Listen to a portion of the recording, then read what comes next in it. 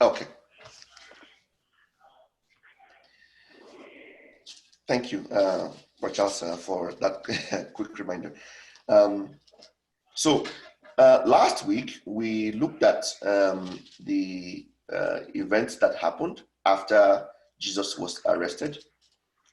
Can anybody remind us about any particular things that we learned last week?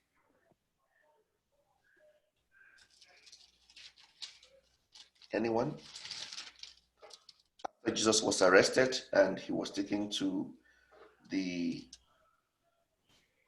to be questioned by Annas, there was a series of events that happened from verse 12 right through to verse 26 when Peter denied knowing the Lord Jesus Christ. Does anybody have anything they want to share from what they learned from last week? Anybody?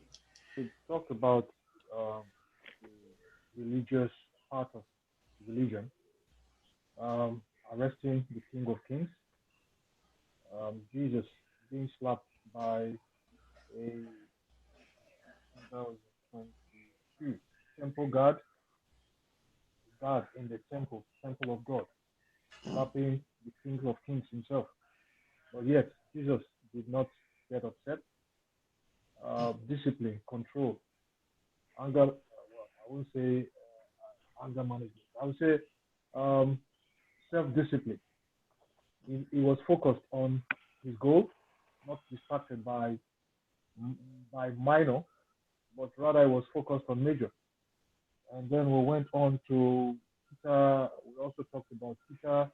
Why did Peter deny Jesus? Why did he? What are the possible reasons? Was he scared? What are the things behind? I mean, was it prophesied? And then we talked about all that. Those are the two major things I can really, emphasize, and I really kept, especially the one from the King of Kings and Peter himself being denying the one he has followed. Could it be because he saw Judas, a very close associate of them? What he did, was it a shock, or was Peter scared of the guards? But Peter must have seen the miracle Jesus did for healing the ear of the man that was just, the ear was slashed off just a while ago. He knew Jesus still has the power, but there are a lot of things that could have gone through his mind. Or those are the two major things I would say I really kept passing out myself. Okay. Thank you so much, Abraham. Anybody else? Okay, we're all very quiet this morning. Coronavirus. Today's session is going to be a lot more interactive. Okay, we will start from verse 28 and we'll read right through to verse 40. And I will read here from the New Living Translation. Jesus' trial before Caiaphas ended in the early hours of the morning. Then he was taken to the headquarters of the Roman government. His accusers didn't go in themselves because it would defile them and they wouldn't be allowed to celebrate the Passover feast. So Pilate, the governor, went out to them and asked, "What is your charge against this man?" "We wouldn't have handed him over to you if he weren't a criminal," they retorted. "Then take him away and judge him by your own laws," Pilate told them. "Only the Romans are permitted to execute someone," the Jewish leaders replied. This fulfilled Jesus' prediction about the way he would die. Then Pilate went back inside and called for Jesus to be brought to him. "Are you the king of the Jews?" he asked him. Jesus replied, "Is this your own question, or did others tell you about me?" "Am I a Jew?" Pilate asked. "Your own people and their leading priests brought you here. Why? What have you done?" Then Jesus answered, "I am not an earthly king. If I were, my followers would have fought when I was arrested by the Jewish leaders. But my kingdom is not of this world. Pilate replied, "You are a king then." "You say that I am a king, and you are right," Jesus said. "I was born for that purpose, and I came to bring truth to the world. All who love the truth recognize that what I say is true." "What is truth?" Pilate asked. Then he went out again to the people and told them, "He is not guilty of any crime, but you have a custom of asking me to release someone from prison each year at Passover. So if you want me to, I'll release the king of the Jews." But they shouted back, "No, not this man, but Barabbas."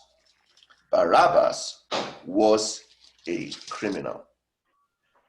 Now, there is something that is very interesting here. The account we see here in John 18 did not really say much about Jesus' encounter with Caiaphas. What's wrong with you? That's not like you're thinking.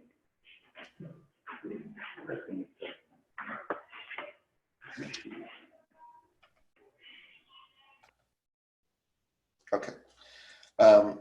It doesn't really tell us much about the encounter Jesus had with Caiaphas, except that it ended in the early hours of the morning.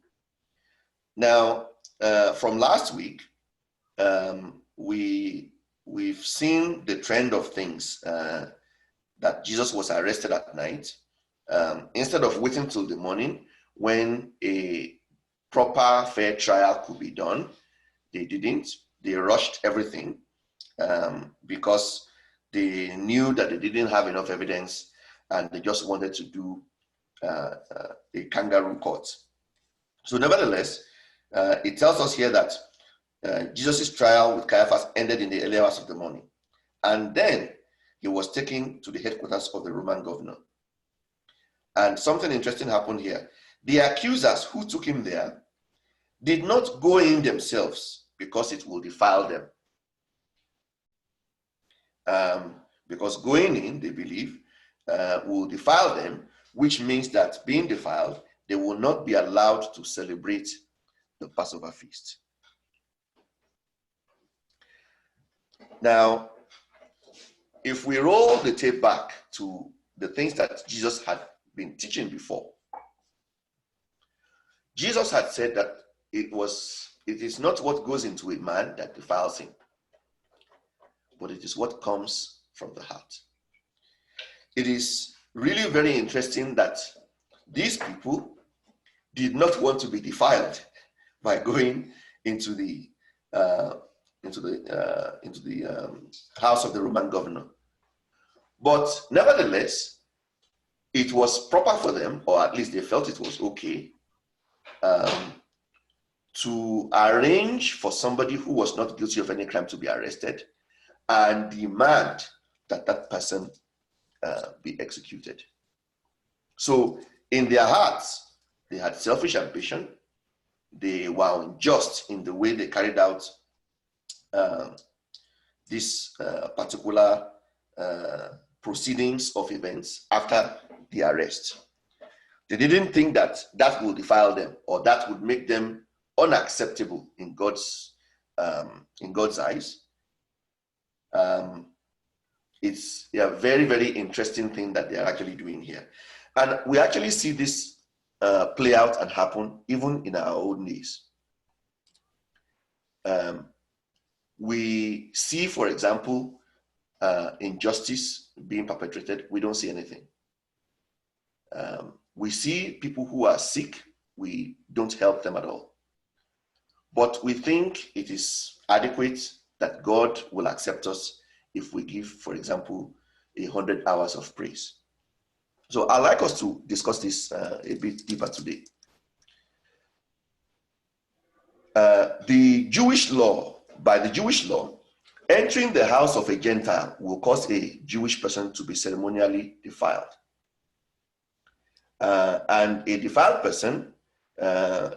will not be able to partake in worship at the temple or celebrate the festivals that pertains to the Passover until they were restored. So for them, things that they do or touch or all of those things will make them defiled and make them unacceptable in God's eyes. But I'd like to put this onto the table this morning for discussion. What truly defiles a man? If we read the book of Mark, and if somebody can probably read that for us. Mark chapter 7, verses 20 to 23. Mark 7.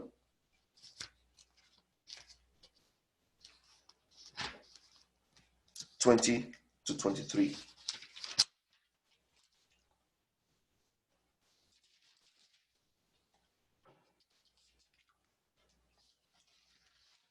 Mark chapter 7, 20 to 23. Okay, it says here, and then he added, it is the thought life that defiles you. For from within, out of a person's heart, come evil thoughts, sexual immorality, theft, murder, adultery, greed, wickedness, deceit, eagerness for lustful pleasure, envy, slander, pride, and foolishness. All these vile things come from within. They are what defile you and make you unacceptable to God. So we see here from what Jesus had actually taught that it is not what goes into a man that defiles him. So interestingly, these people were so conscious that they didn't want to be defiled. So they didn't enter the Roman governor's house to actually experience and see how the trial was going to take place. But for them, it was okay to actually bring a person who was not guilty forward to be convicted. A very unjust thing to do. There were no charges. In fact, when here, as we read, when Pilate asked them, what is the charge against this man? What was their response? We wouldn't have handed him over to you if he weren't a criminal. Okay, what crime did he commit? They couldn't say.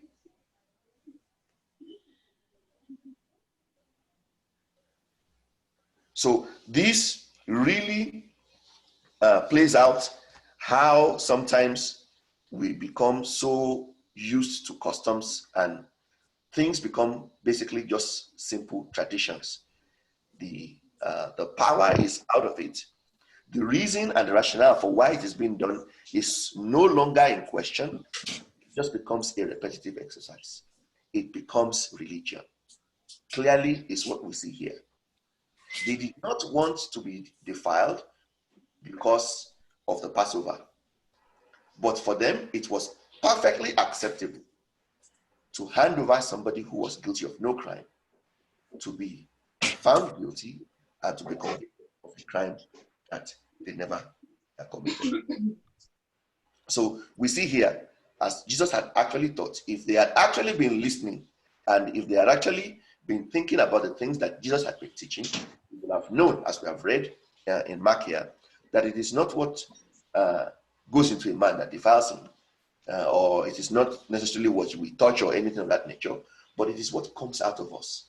So in other words, God is interested in who we are. Our character is what matters most to God. Who we are, what we do, why we do it, is what is most important to God. If we love our fellow man, we care for them, if we exhibit all of those godly characters, which comes from the indwelling of God's Spirit, then we are acceptable. Then we are acceptable. Now, to further buttress this point, I'd like us to go back to Eden.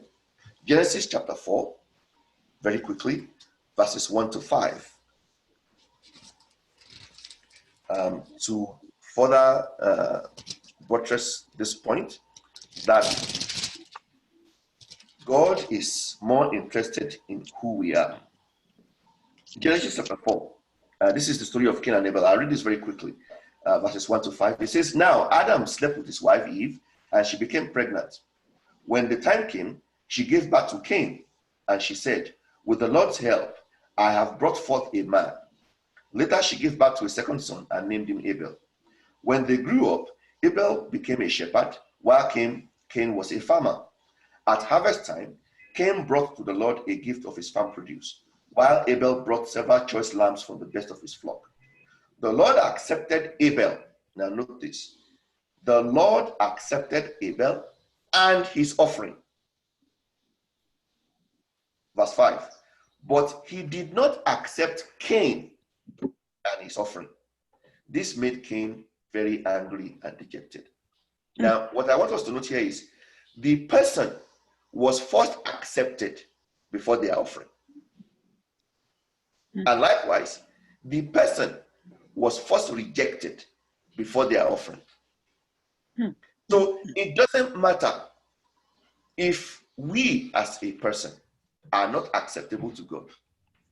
It doesn't matter what we bring. I mean, if I went, for example, to steal and then bring my tithe to the church, would that be acceptable? Yes. Yeah, in Nigerian churches, yes, it's acceptable. Yes. It will be acceptable.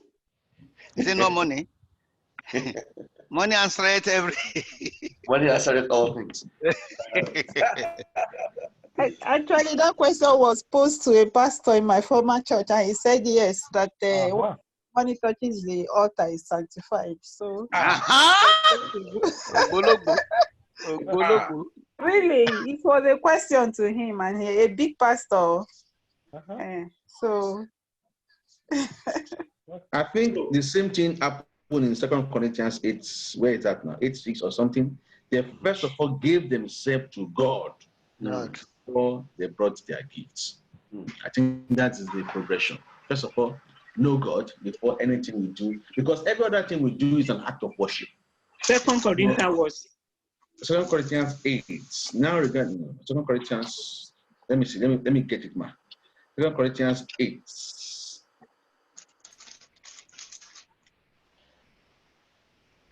So you now wonder what happens when the men of God are collecting tithe and offering from people they know they are not born again.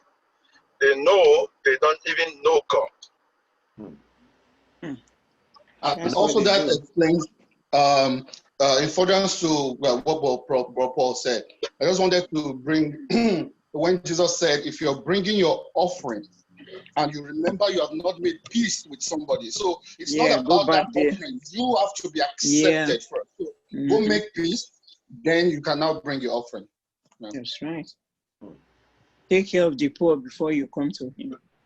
Yeah. Proverbs chapter That's what the peace means. And verse 8. It says, But you were saying something about 2 Corinthians. Okay, 2 Corinthians 8:5. Okay, and not thank only you. Not only as we had hope, but they first gave themselves to the Lord and then to us by the will of God. So this was Corinthians church. Before they gave to the apostles, they first of all gave themselves to God. Because everything we do as a believer is not to twist or move the hand of God. It's an act of worship. So redemption always precedes worship, just like a redemptive exodus. God didn't give them 10 commandments until he had redeemed them. So they didn't keep the 10 commandments for them to experience redemption. No, they experienced redemption first before God gave them 10 commandments. So obeying God, loving man, loving God is as a result of worship. First, we have to accept God. And that's why in New Testament church, it is strange to New Testament church. It is strange to New Testament church to have a church mix of unbelievers. So, yeah, let's leave it there. Let's leave it like that. It's another opportunity. So go ahead, sir. Very quickly, I will read Proverbs 15 and verse 8. It says, "The Lord hates the sacrifice of the wicked, but he delights in the prayers of the upright. Mm. So being upright and living according to God's commandments is number one. After that, everything else is acceptable. So we see here that the people were willing to be unjust, but they didn't want to be defiled in preparation for the Passover. It's quite interesting how so-called godly people would want to maintain their so-called cleanliness with respect to the Passover, and right at about the same time would convict somebody unjustly for a crime that they never committed. I have another example to that, sir. Okay, sir. So if the child of a pastor gets pregnant, they will prefer to go and do abortion to hide the shame, kill the unborn child, and then appear to be holy. That's a big one. No? That's a big one. No, do they do that? Wow. That's Very a, well, man. That's a big one. Oh God. Not one, not two, not three that I know.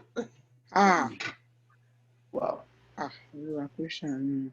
Okay, we'll go ahead, Joe. God have mercy on us. Can I just Yeah. Yes, go ahead. Go ahead. Oh God. Because we are looking at those Pharisees and things that they don't want to get themselves defiled. But they are making God's will to come to pass. But that does not mean that because they make God's will to come to pass, that they are righteous. They are just, so, because I want us to balance it, so that I don't want people to say, okay, after all, they are doing God's will, because Jesus must be crucified. But they make themselves instruments of unrighteousness, just to fulfill the purpose of God. So I just want to put that one in there. They are wrong. Okay. Yes, they do. Wow. Okay. Thank you. All right, thank you so much. All right, we'll keep going. So verse 30, they told Pilate, we wouldn't have handed him over to you if he weren't a criminal, they retorted. Take him away and judge him by your own laws. Pilate told them, only the Romans are permitted to execute someone. The Jewish leaders replied, this fulfilled Jesus' prediction about the way he will die. Then Pilate went back inside and called for Jesus to be brought to him. Are you the king of the Jews? Now, usually, if a person is guilty of a crime and he is supposed to be executed, the normal tradition was for them to be stoned, which in fact is exactly what happened in the case of Stephen. Stephen was stoned. But in this case, we see here that the Jewish leaders did not want Jesus to be stoned, otherwise they would have stoned him. There was something particularly bad about this way of dying. Now, the Romans, if they found anybody guilty of any crime and the person is not a Roman citizen, death was going to be by crucifixion, which is to be hung on a tree. So clearly, them taking Jesus to Pilate here was exactly to preempt that. They didn't just want Jesus to die, just and be forgotten. They wanted the manner in which he would die to be particularly heinous and gruesome, that will leave an indelible mark in the memory of the people. Now, looking at these circumstances, we actually see here, and if the Jewish leaders were paying attention, this would have actually alerted them that God's justice was about to happen here. How do we know that?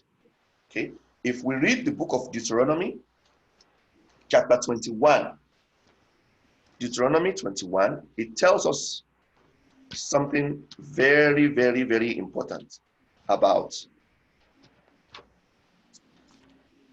God's curse, which man deserved based on what man did in Eden. Deuteronomy 21, I will read verses 22 and 23. It says, if someone has committed a crime worthy of death and is executed and then hanged on a tree, the body must never remain on the tree overnight. You must bury the body that same day, for anyone hanging on a tree is cursed of God. Do not defile the land the Lord your God is giving you as a special possession. You see, for anyone hanging on a tree is cursed of God. So they didn't just want to put Jesus away. They didn't just want to, execute him. They wanted the manner in which he was going to be executed to actually show that he was cursed of God. This is symbolic in why they brought Jesus to the Roman governor, knowing that if they found him guilty and he was executed, he would be executed by crucifixion. Now, unbeknownst to them, that this injustice that they were about to perpetrate, because Jesus was not guilty of any crime, man's injustice was how God was going to get his justice against man's disobedience, which man's redemption was going to come. So verse 2 tells us here, this fulfills Jesus' prediction about the way he will die. If the Jewish leaders were paying attention, they should have known here that what was about to happen actually was God getting justice for what man did in Eden and paving the way for man to be redeemed. Okay. Paul later confirmed this. If we read Galatians, very, very quickly, Galatians chapter 3 and verse 13. Galatians chapter 3 and verse 13. It says here, but Christ has rescued us from the curse pronounced by the law when he was hung on the cross. He took upon himself the curse of our wrongdoing.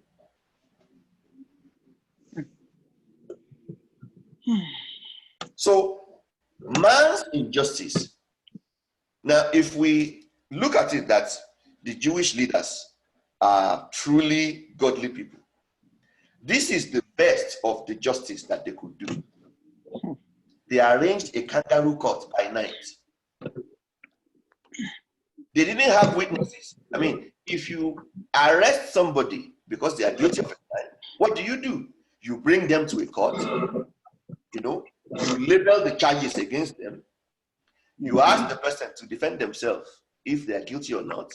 And if they say they're not guilty, you bring your evidence and you bring witnesses. That's how you run a proper trial. And in fact, as we read earlier, Jesus actually told them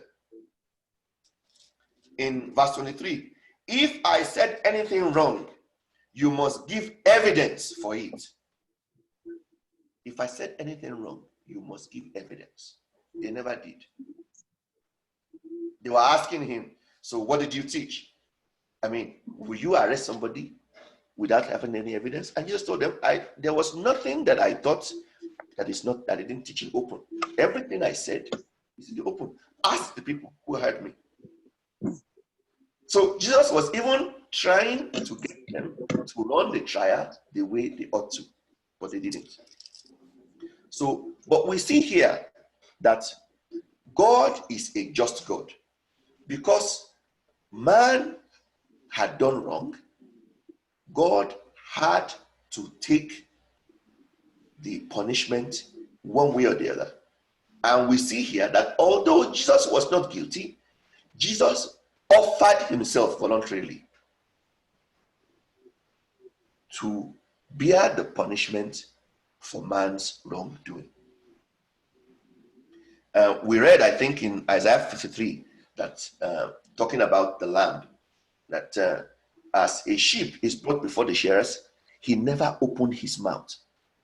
You know, if Jesus had opened his mouth against the injustice that is being perpetrated against him here, that he is not guilty of a crime, why should he be executed? He would have been just to be released. So this really shows that Jesus' keeping quiet demonstrates his voluntary willingness to align to the master's will, which was to redeem man. He voluntarily gave his own life so that the Lord could lay upon him the iniquity of mankind.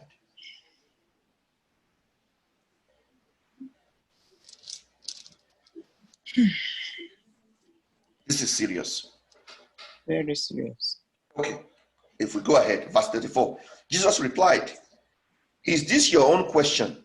So when Pilate asked him, "Are you the king of the Jews?" Jesus replied, "Is this your own question, or did others tell you about me?" "Am I a Jew?" Pilate asked.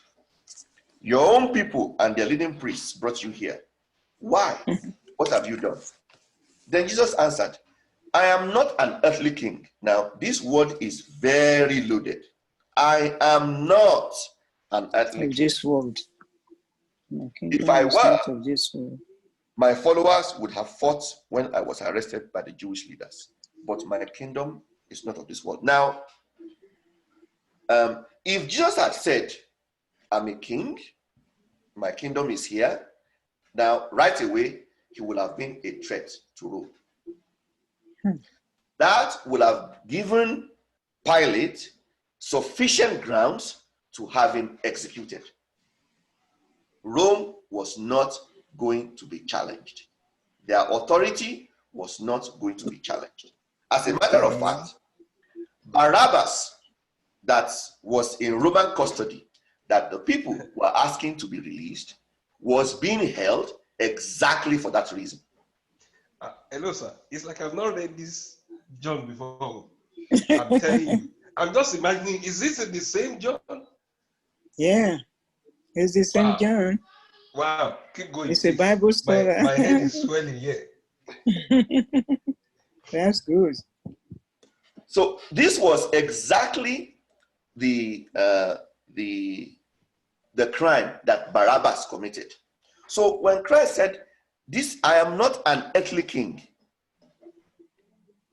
he again demonstrated to Pilate that this man is not guilty. Firstly.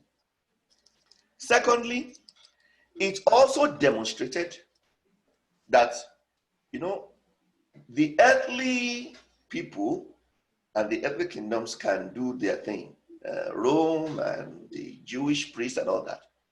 But my own kingdom is far, far above all of, all the wranglings that you people are doing. And as a matter of fact, my kingdom is in charge of this script that is playing out here. But my kingdom is not of this world. So, in other words, to Pilate, this man is not a threat, but Barabbas is. My kingdom is not of this world. My kingdom is of a higher realm, is of a higher order. And my kingdom dictates everything that is happening within this earthly world. But Pilate totally missed that. Okay, as we go further, Pilate replied, "You are a king then." "You say that I am a king, and you are right," Jesus said. "I was born for that purpose, and I came to bring truth to the world. All who love the truth recognize that what I say is true." Listen to me. You know, What did Pilate do here? I mean, they brought somebody for a trial. He examined the person and he found nothing wrong, no crime.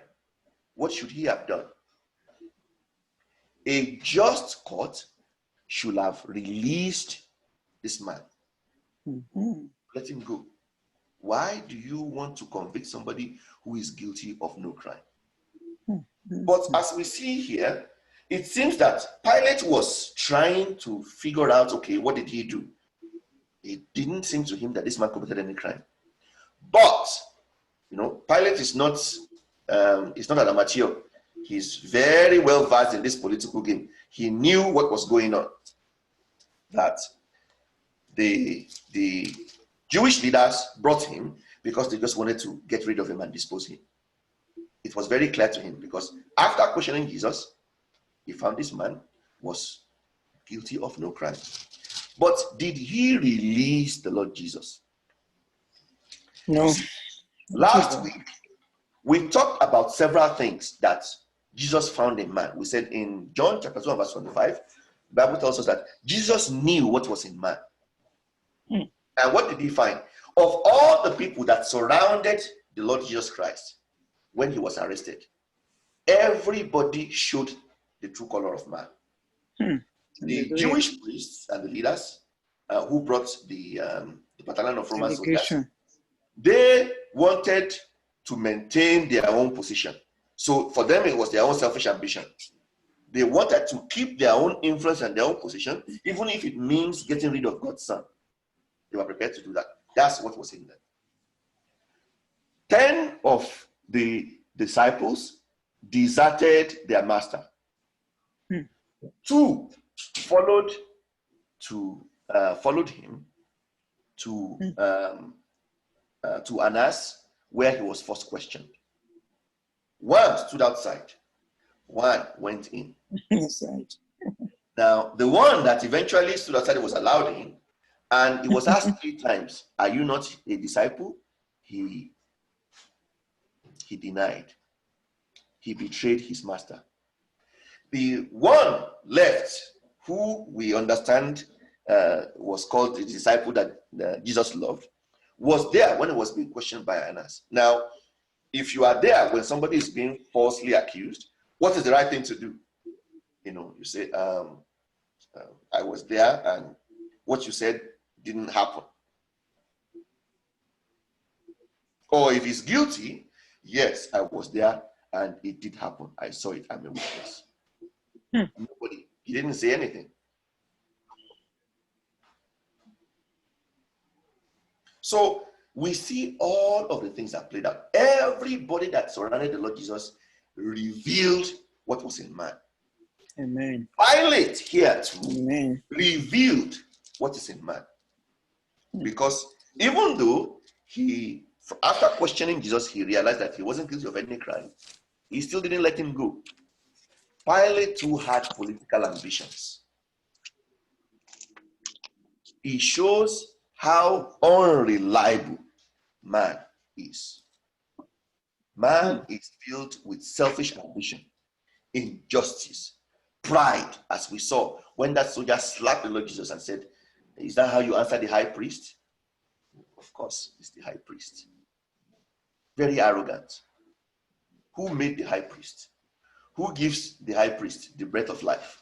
Who can take away that breath within the snap of his fingers? Is the high priest. We saw how he was betrayed, how he was deserted. And we see here also man's unreliability.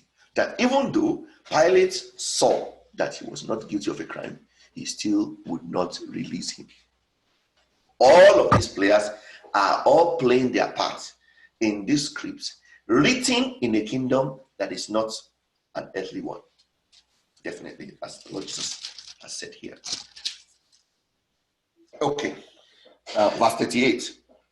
So this is now Pilate asking him, what is truth? Because Jesus said, I was born for that, and I came to bring truth to the world. All who love the truth recognize that what I say is true. Then Pilate asked him, What is truth? What is truth? Pilate asked. Then he went out again to the people and told them, he is not guilty of any crime. But you have a custom of asking me to release someone from prison each year at Passover. So if you want me to, again, he was trying to find a way maybe to release this man. So if you want me to, I'll release the king of the Jews. The people weren't ready for that. But they shouted back, no, not this man, but Barabbas. Barabbas was a criminal. So we see here, Pilate didn't release the Lord Jesus Christ. He too had his own, this governor too wanted to save his own skin. Yeah, so I just wanted to add that actually definitely is politics. So not that I'm moving us forward, but we'll see that when all this was done, he went to wash his hands, right? So now that action of going to the Pharisees and telling them, hey, this guy is not guilty, he's clean. So it's like pushing it back to them, because I'm referring all this to the fact that he went to wash his hands. So it completely looks as if this is not my making, it's you guys. So he threw them that offer. He knew they wanted to kill him.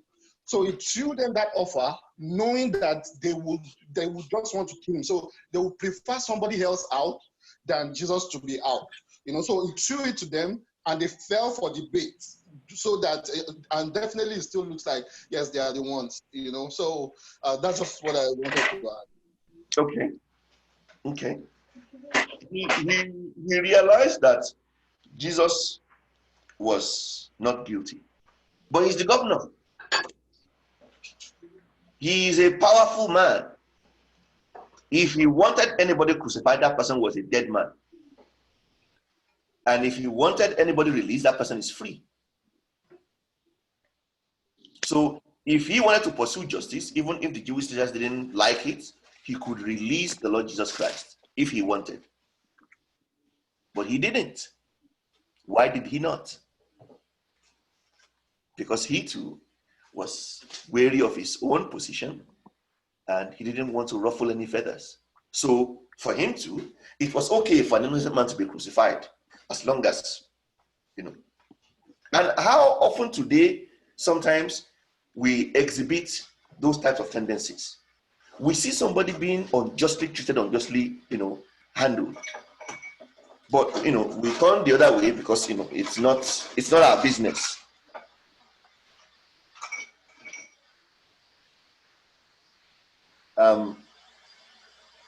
He tried. I would give him credit for that too, because here we see he was saying, so if you want me to, I'll release the king of the Jews. But the people were not having any of it. As a matter of fact, you know what Barabbas means? Does anybody know what Barabbas means? Barabbas means son of the father. It's actually what it means. I looked this up. Barabbas means son of the father. Now, Jewish accounts also explains that Barabbas' first name was Yeshua.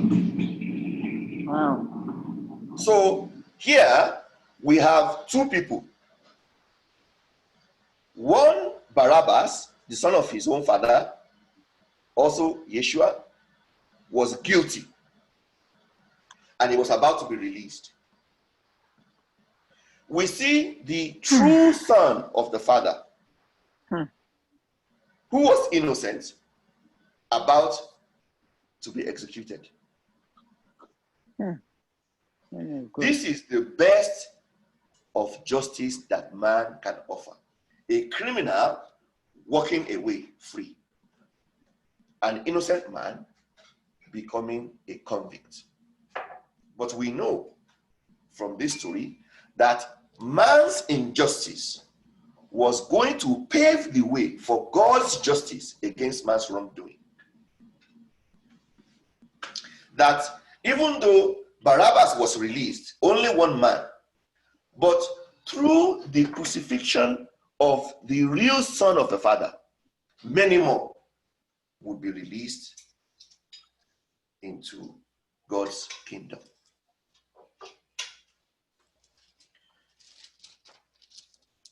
So I'd like to bring this to a close this morning.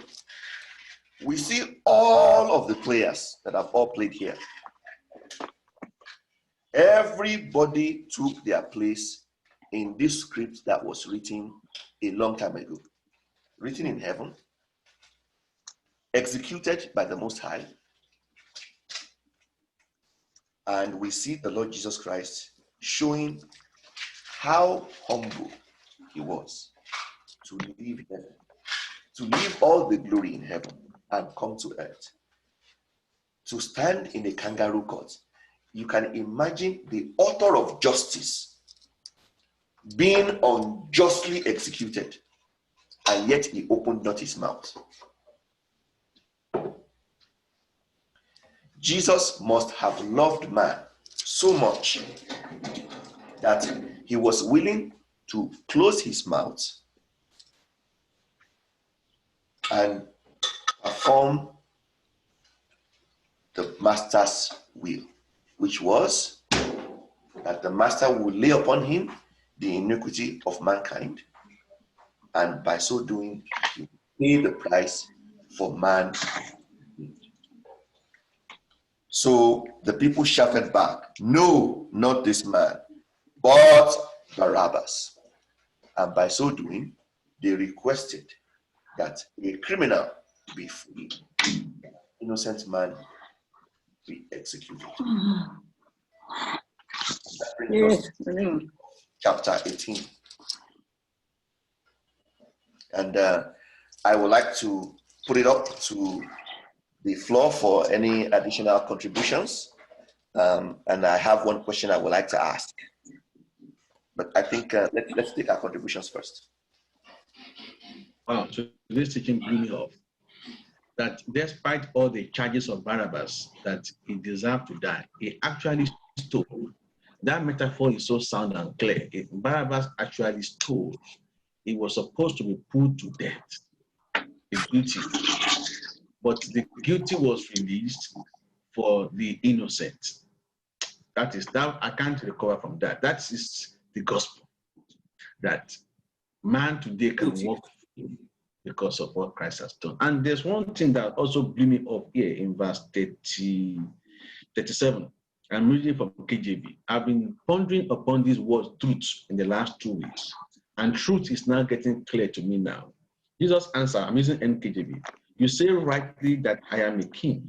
For this cause I was born, and for this cause I have come into the world, that I should bear witness to the truth. Everyone who is of the truth, hear my voice. See, everyone who is of truth. When we seek truth, we will find God. Most of us that became victims of false gospel, we were actually not looking for truth. We are also looking for breakthrough. We're looking for what God can give, not God himself. As a result, we were given to a reprobate mind. You know, this is connecting with Romans 1:20-26. God did not leave those people to go into reprobate mind at first. They themselves, Scripture says, they traded the truth about God, verse 25, for a lie. So they worship and serve the things God created instead of the Creator himself, who is worthy of eternal praise. So he said at that verse 20 in Romans 1, verse 20 says, no one can really say you don't know the truth. With all the qualities, invisible qualities of this God, you see the sky, you see the firmament, you see rain, you see snow, you see trees. You cannot deny there's no God. So these people circumvented the truth. They suppressed the truth and exchanged that truth for a lie. At that point, God gave them up to a reprobate mind. So, okay, you want to go in darkness, go in your darkness. So if man is looking for truth, be it a Christian or a Muslim, Hindu, atheist, if your pursuit is truth, the justice of God, the mercy of God, the righteousness of God, the peace of God, you are seeking for truth. God don't waste such opportunity. John 4:24. God seeks those who worship him in spirit and in truth. If man is searching for truth, that man will find God. Cornelius wasn't born again, but he was seeking truth, justice of God, righteousness of God, peace of God. He was helping his fellow man. God did not waste the opportunity. The same thing, Ethiopian eunuch was looking for truth. Unfortunately, he went to the temple, he did not find truth. But God sees his heart. He had to send Philip. So God will do the impossible to rescue anyone who is thirsty after truth. So if any of us are falling victim of false gospel, actually, we're actually not looking for truth. We're looking for what God can give, not God himself. And that we began to go in that path of darkness. If most people won't say, most pastors pastoring in our churches can't say they have not found the truth, but they're enjoying the benefit of lies. That they are not looking for truth. They are looking for what the lies can benefit. As a result, they were lost in their lives. For example, I was a Catholic. In Catholic doctrine, it supports you can live your life. It doesn't affect your faith. You can be an occult and a Catholic. You can be a scam and a Catholic. You can be a prostitute and you just come take communion. You are okay. So if you are enjoying the effect of, okay, most of our politicians who are Catholics, David Mark was our former Senate president, was a Catholic. But then, if you are enjoying the loots, you will keep bowing to Mary and your head will not think. But the day you stop and say, you know what, why should I be bowing to idol? You start asking that question, like how we got delivered. Evangelists did not deliver us. It wasn't a crusade. We were in Catholic and we began to question. Why should we bow down to idol? Why should we bow down to Mary? We began to question. In the process, we found a book titled Far from Rome, Near to God. 50 Catholic priests and bishops confessed that this is not the Church of God. And I don't know how we found the book, but because we were testing and searching for truth. God. Jesus said here in verse 37 that you just read, are you using NKJV again? Pilate therefore said to him, are you a king then? Jesus answered, you say right, that I am a king. For this cause I was born, and for this cause I have come into the world, that I should bear witness to the truth. Everyone who is of the truth hears my voice. This blew me up, sir. And the truth we always set free. And anyone who has found truth will also enjoy freedom. Thank you so much. Thank you. Anybody else?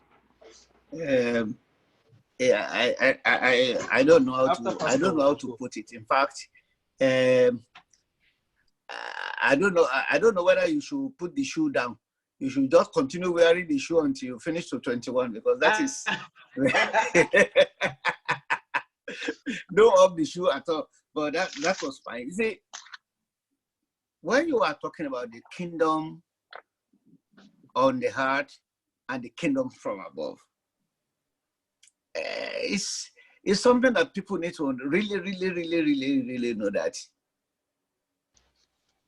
You just said it. If Jesus has confessed that, yes, I'm a king in this earth, it's not only against the Jews, it will be against the Romans as well. But it was proven that I have a kingdom that is greater, far greater than the kingdom that is in this world. And therefore, the man just knew straight away that this man has done nothing, I don't know what to say. So, brethren, don't let us score. The kingdom that we are talking of is not of this world. It's not about anything around here. It is the one. Yeah, brother just took what I wanted to say about truth, but that was right. I mean, we are just educating ourselves, and it's good that if you are seeking for the truth, and you are not seeking for breakthrough, not only you will find God, God will find you. He will seek you out. God will seek you out, bring you to his kingdom, and then you will enjoy the multitude of the kingdom. And thank you so much, brother. Like this is, I wanted to give you Abdullah because of the because everybody is going there. Well, that's very good. Thank you so much. Thank you so much. And yes, another thing is that even the redemptive work of Christ started right from there with Barabbas, an offender, being released. That is a perfect example of what Jesus did for us. Nothing less. In fact, Election. he did not solicit for his own release. Mm. He never solicited for his release, but Christ released him. Or anyway, Christ released him, and that's phenomenal. Thank you so much. Thank you, sir. Thank you, sir. All right, thank you very much, sir. I think what you've just done today is in defense of why Christ is the Messiah. And I must tell you, I wrote to Rapo, I said, anybody of Jewish descent need to hear this message to recognize that they should no longer be waiting. Christ has already made his way here and he has paid the price. Thank you so much. In fact, it was both scholastic and spirit-filled. Thank you. That was awesome. That's right. That's true. Okay, Brother Please, everybody, don't go. We have something to discuss when we are done with this. So the paperwork of Barnabas' case was in the court, right? But right now they let him go. So where do we get the additional cost from if you have found salvation in Christ? Barnabas left, but the paperwork was still in court that he actually sinned. Evidences. But they are null and void because he's been released and they won't charge him again. He's gone as though he never did it. So if someone has found Christ and is gone as though he never did it, where do we get the additional cost from? You know where we got it from? From the pulpit. From where? From the pulpit. Okay. It is the pastor that if you have found grace in Christ, it's done as though it never happened. It's a clean slate. Yes, records are available, but just go. Thank God.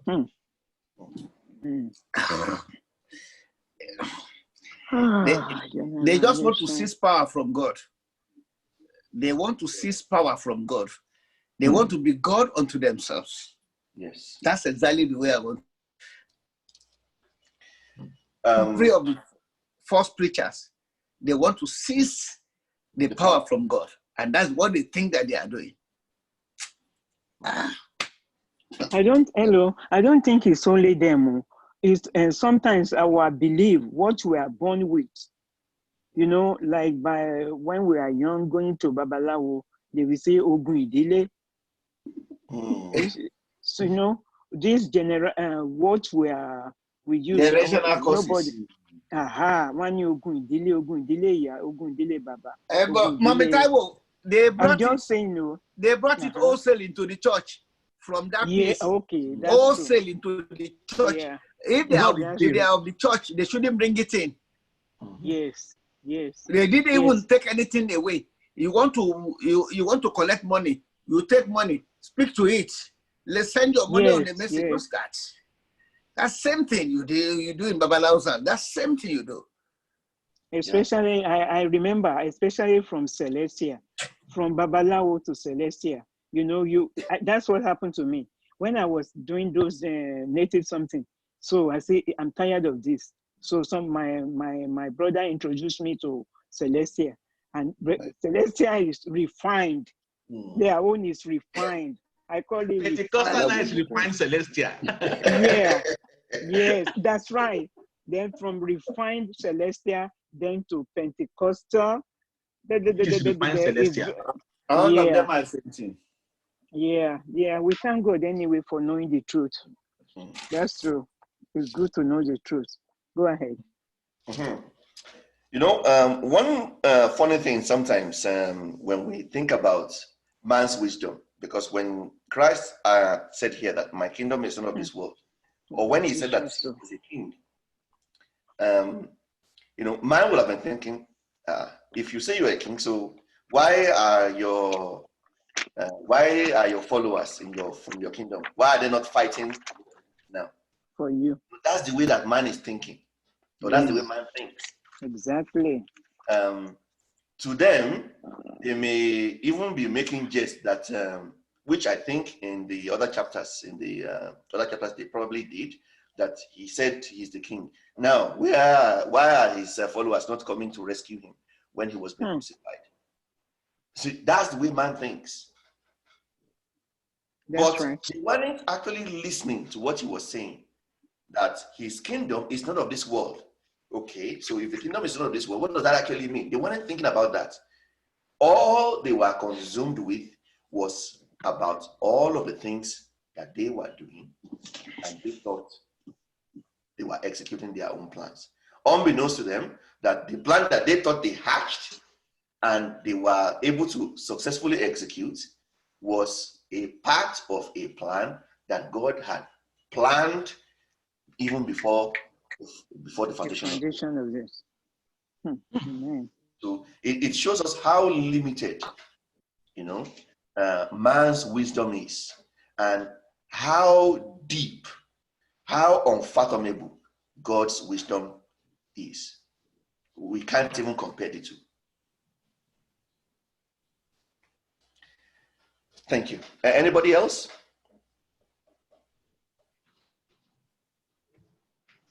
We are meditating on the depth. On the depth of God's love. No, it was serious. It was serious. It's just a small contribution I would like to. If I could go back to that chapter you read from Genesis. Yes. 4. Yes. Chapter 4. It struck me, something really struck me from that chapter. You said they were first rejected. In other words, God is not interested in your gift. No. He's not interested in your money. He's not interested in your first fruit or last fruit. Yes. He's not interested in your sowing, and if you like to sow. That's it.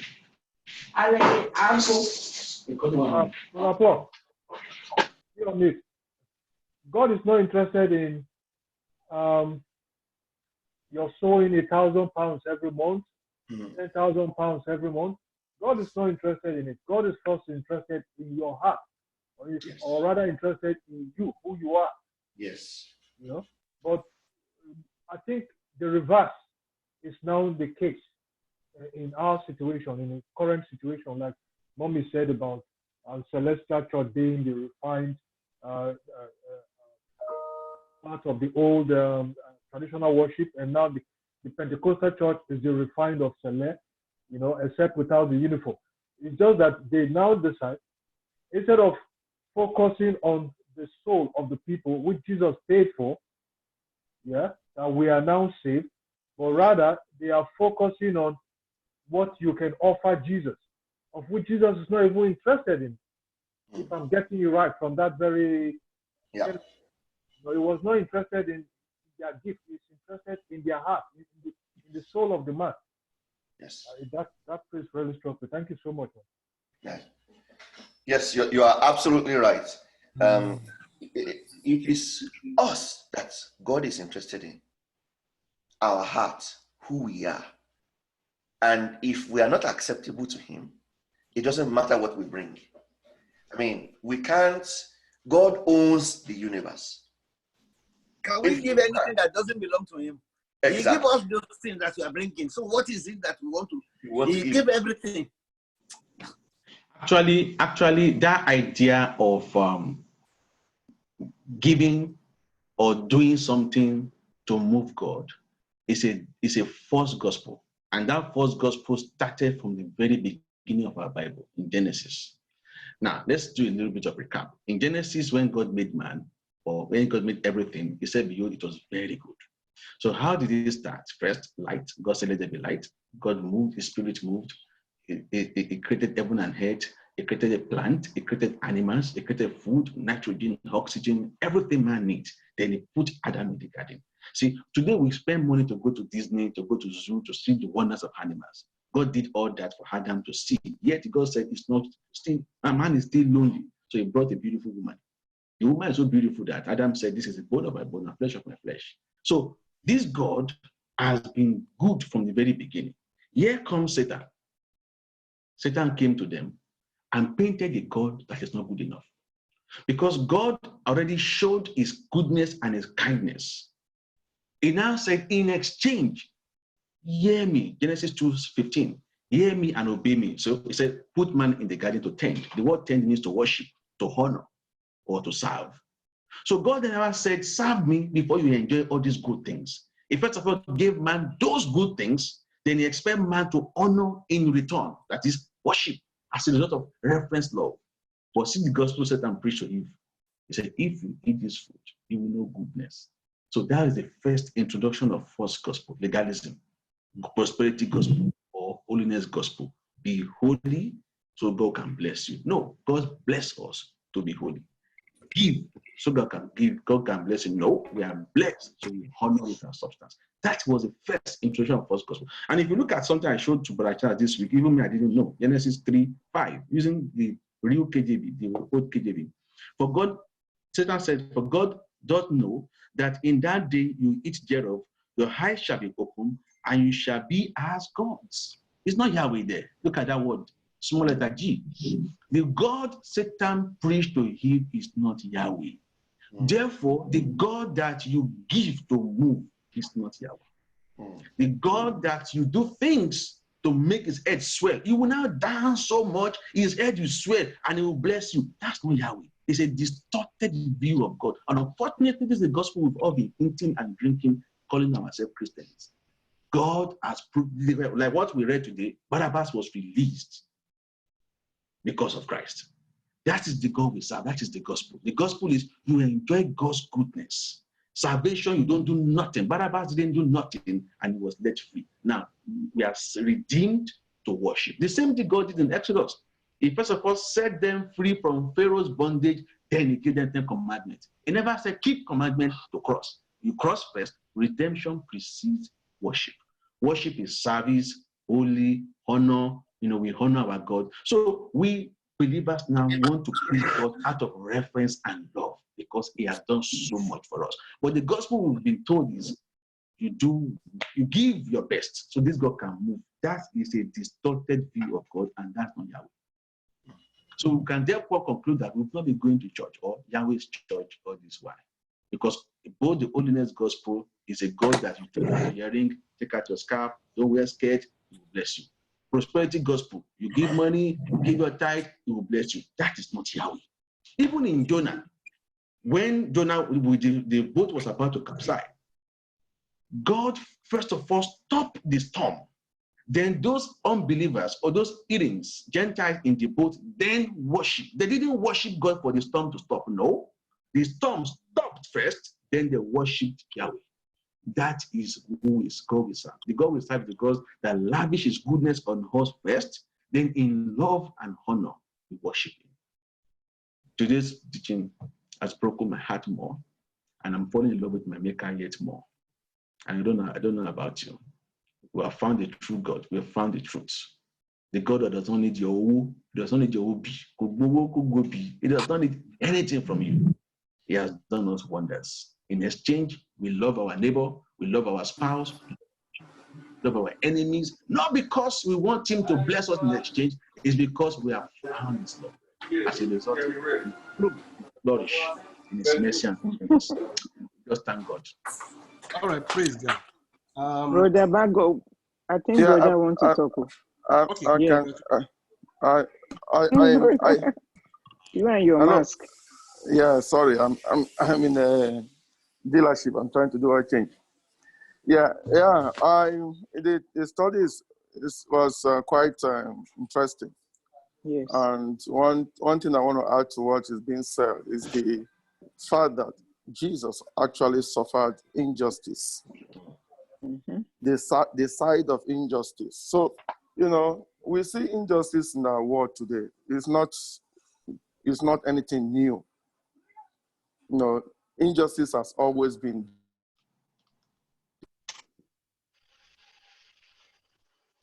Okay.